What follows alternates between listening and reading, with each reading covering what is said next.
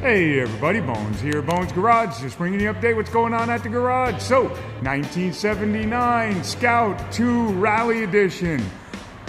Nice truck. The bodywork was done pretty well. It's not perfect, but it's very nicely done. Truck came from another shop from a gentleman who lives out in Jersey. He brought it to another place and they were doing all of the work on this truck. And when he got it back, wouldn't run, wouldn't go into gear, can't do anything with it. There's all kinds of electrical issues, mechanical issues, and he said he feels like the guy just ripped him off, which I'm gonna tell you he did. And it really sucks that somebody would do that, but it is what it is. And the first thing I'm gonna show you that I would say wasn't done correctly is, why did you weld that on there? You got the clamps will hold it just fine. All it is a steering dampener. Why wouldn't you put brand new bushings in here? Okay, it's not like they don't sell the little bushing kits for this. Even back here, look at that. Bushings are all just falling off. So you just took the guy for a whole bunch of money. These aren't that expensive, 50 bucks, and you can put a whole one in, no big deal. Whatever. Okay, so the next thing we're gonna look at is right over here. And we're gonna look at these wonderful shock mounts that he built for him. And the problem is this bracket right here is rubbing against the shock, and so is this bracket rubbing against the shock.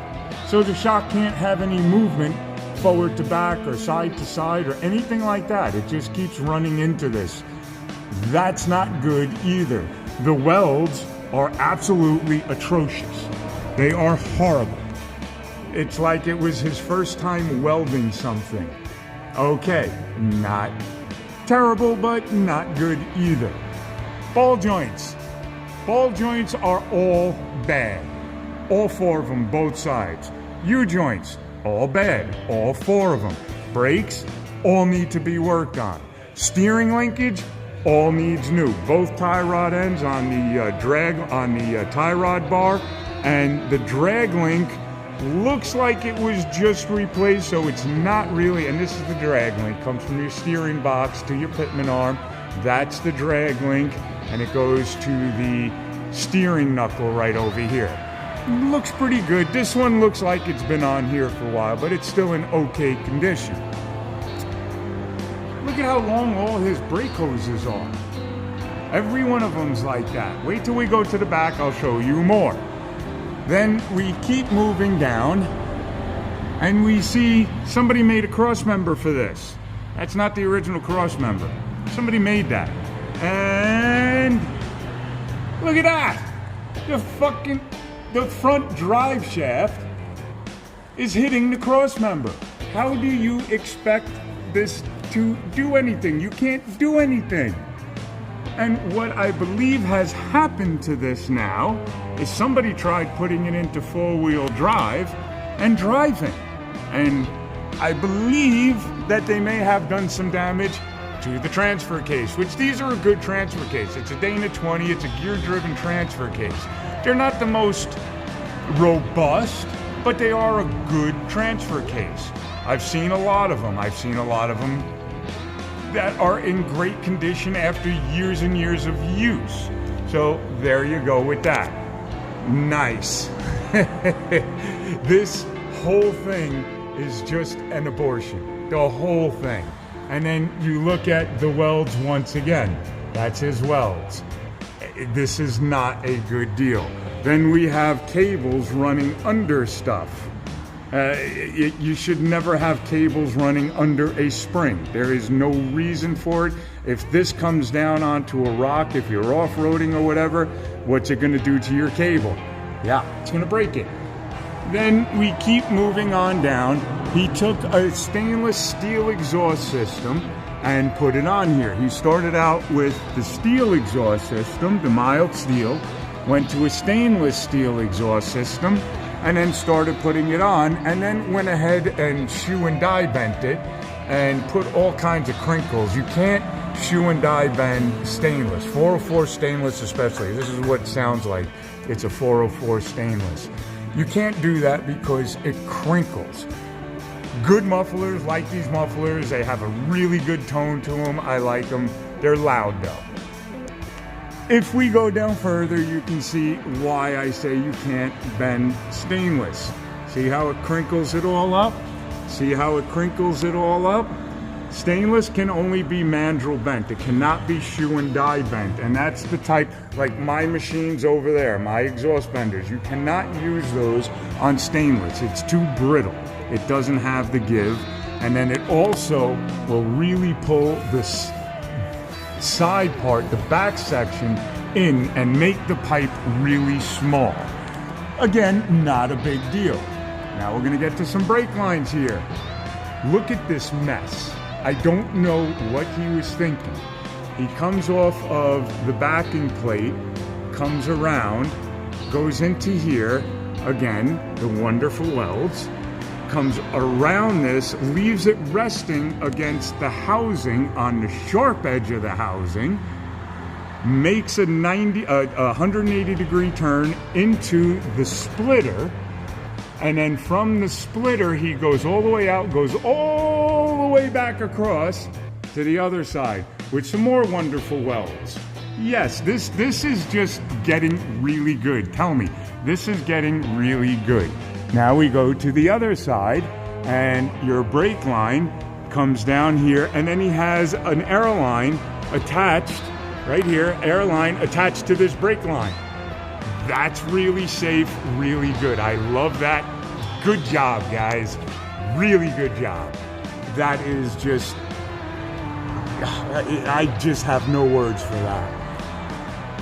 We then come down and we look at the brake line. Comes down, nice. We'll just wire tie everything together and then bring the brake line back up. Why didn't you just get the right size brake line? Maybe the first one was too long. Try a different one. They do make other brake lines. You might have to look something up. You might have to order 5 or 6 of them before you find the right one. We do that all the time. Parking brake. This is another fun thing. So it comes from up here, runs once again under the spring, around, gets wire tied to the axle, comes all the way back around, and then goes out to the parking brake connector. And this is just a small portion of what's going on with this truck. Even when you look over here, same thing. Comes all the way around, goes underneath the spring, which again, this is dangerous. This gets hooked on something, it's gonna pull the parking brake, lock this wheel up, or just rip your axle out or something. Something not good is going to happen. You never on a 4x4 run anything under the frame.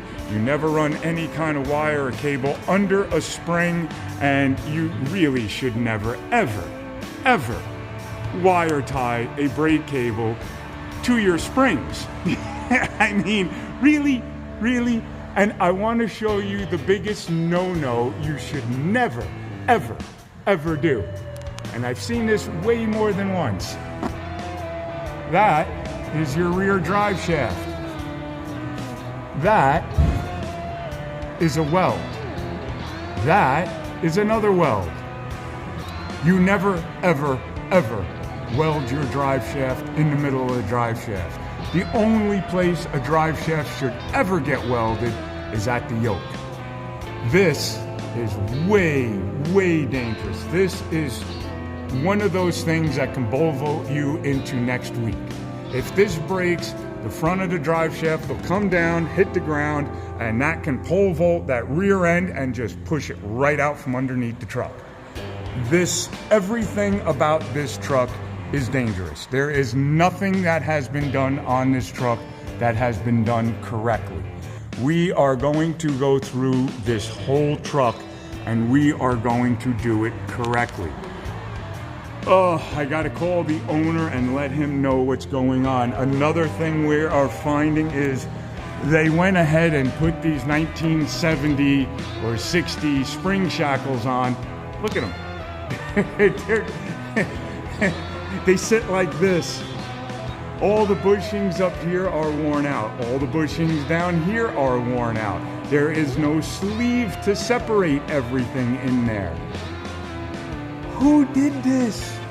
I don't know. I don't know who did this. Really, this is absolutely a horrible, horrible job. Wait till we get under the dashboard and I start showing you all of the wiring under the dashboard. I know this is a long video, but there's a lot on this truck that is just scary. So we're gonna get to work on this thing. We gotta get the owner in here this weekend and show him what's going on and see what he wants to do. Because this is not gonna be an easy or cheap job. Everything's gotta come apart on this truck. Alrighty guys, have fun. I'll keep you updated as we go. Okay, bye.